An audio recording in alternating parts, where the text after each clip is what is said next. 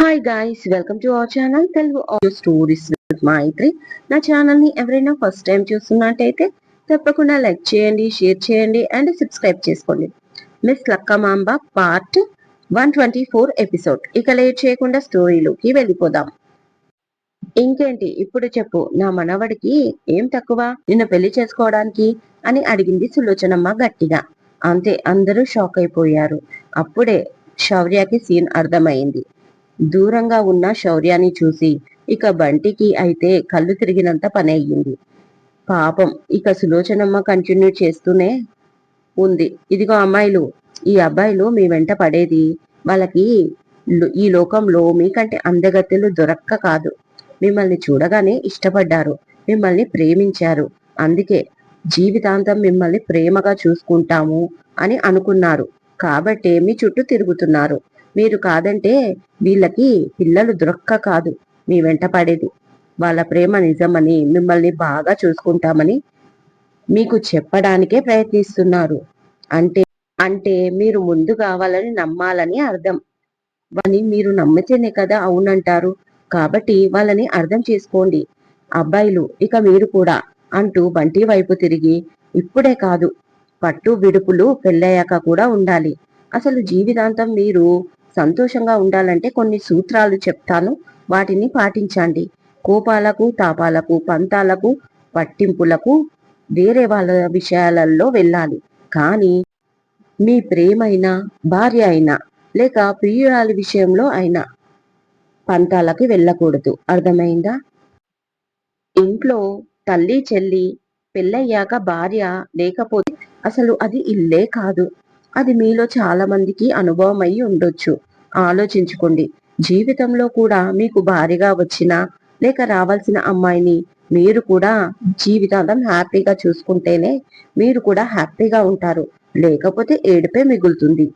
ఒక్కోసారి అనుకోకుండా ఏవైనా చిన్న మనస్పర్ధలు మీ మధ్య వచ్చిన వెంటనే, ఇది జరిగింది, నీ గురించి ఇలా అనుకున్నాను, నువ్వు కూడా నన్ను తప్పుగా అనుకున్నావు అంటూ విడమడిచి చెప్పుకోవాలి.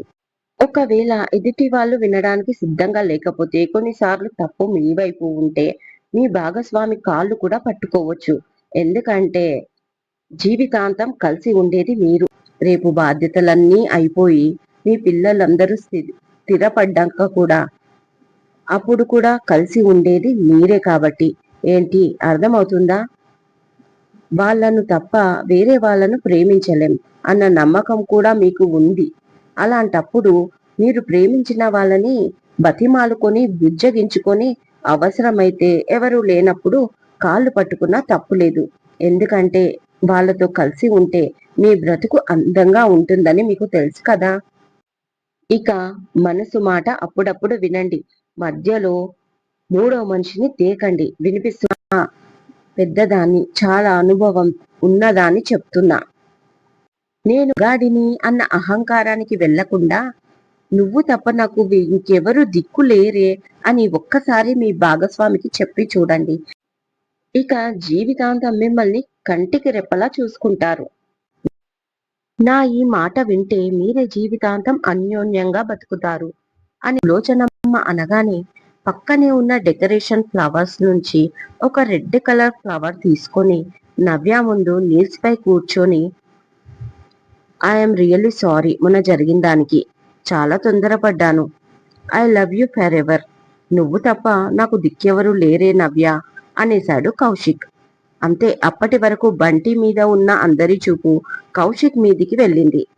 ఇక నవ్య అయితే ఎలా రియాక్ట్ కావాలో తెలియలేదు.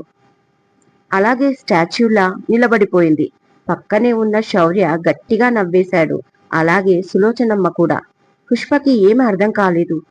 ఇదేంటి అన్నట్లుగా చూస్తుంది. ఇక బంటి, వదినా ఒప్పుకో వదినా, అన్నయ్య చూడు, నువ్వు ఒప్పుకోకపోతే అమ్మమ్మ సూత్రాలు ఆచరిస్తూ నీ కాళ్ళు పట్టుకునేలా ఉన్నాడు అనగానే నవ్వేసింది నవ్య సిగ్గుపడుతూ. అమ్మ దొంగ అంతవరకు వచ్చిందా, నాకు ఈ విషయాలే తెలియవు అంటూ ఆశ్చర్యం ప్రకటించింది పుష్ప. ఇక అందరూ నవ్వేశారు. నవ్య ఫ్లవర్ తీసుకుంది.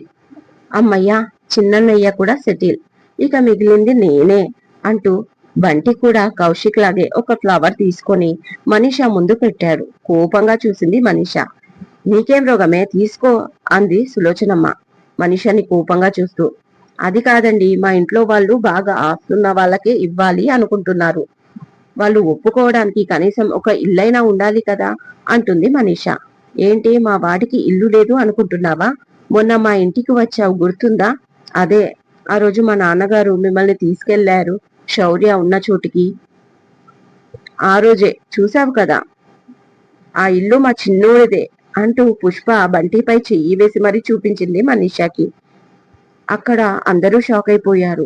ముఖ్యంగా బంటి కళ్ళలో కన్నీళ్లు వచ్చేశాయి. మరి ఇంకా మేము నడుపుతున్న బేకరీ బిజినెస్ లో వాడికి 50% షేర్ కూడా ఉంది అని శౌర్య అనగానే, ఇక వాడి ఫ్యామిలీ విషయానికి వస్తే అమ్మని నేనున్నాను, శౌర్య వాడికి అన్నయ్య. ఇప్పుడు చెప్పు, ఒప్పుకుంటారా మీ వాళ్ళు?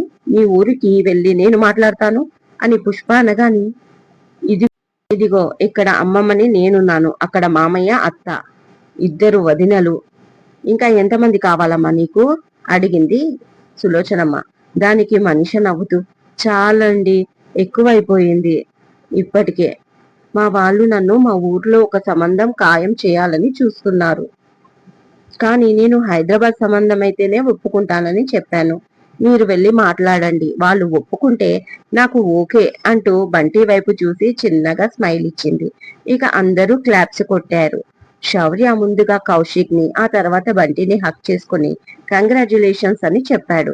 బంటి పుష్ప ఇంకా సులోచనమ్మ దగ్గర ఆశీర్వాదం తీసుకొని హ్యాపీగా ఓ మనిషా అని వెళ్తుంటే, అది మనిషేరా అని వెనక నుంచి అరిచింది సులోచనమ్మ ఎప్పటిలా. ముందు దీని పేరు మార్చేయాలి, లేకపోతే జీవితాంతం నా పెళ్ళాం మనిషే అని డౌట్ క్లియర్ చేస్తూనే ఉంటుంది ఈ అమ్మమ్మ అనుకుంటాడు బంటి.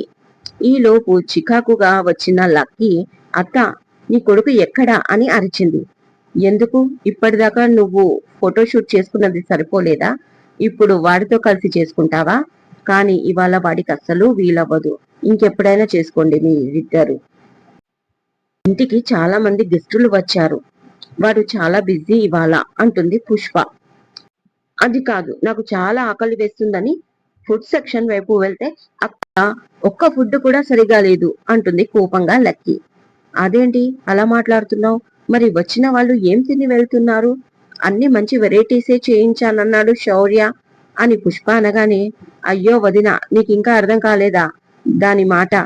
అక్కడ ఏ ఒక్కటి కరెక్ట్ గా లేదు కాదు, దానికి నచ్చిన ఆ ఒక్కటి అక్కడ లేదు అనేది విషయం అని జయంతి అనగానే, ఓహో అదా విషయం, నా బంగారం కాదు, ఇవాళ పూజ చేశారే అందుకే నాన్ వెజ్ వండలేదు, ఈ ఒక్క పూటకి అడ్జస్ట్ అయిపో, కావాలంటే సాయంత్రం వ్రతం తాలూకు పీఠం కదిలించాక నీకు ఇష్టమైన బిర్యానీ ఆర్డర్ పెట్టిస్తాను, సరేనా?